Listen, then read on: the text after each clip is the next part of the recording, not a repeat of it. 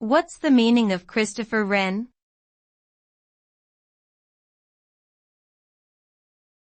Christopher Wren.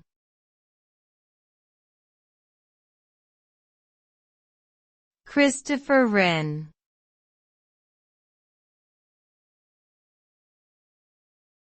Christopher Wren.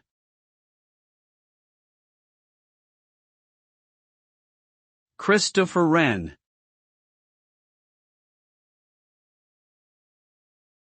Christopher Wren was a highly accomplished English architect, mathematician, and astronomer who lived in the 17th century. He is best known for his work rebuilding London after the Great Fire of 1666, including the construction of St. Paul's Cathedral. Wren's architectural style was inspired by classical designs, and he championed the use of mathematical principles to create harmonious buildings.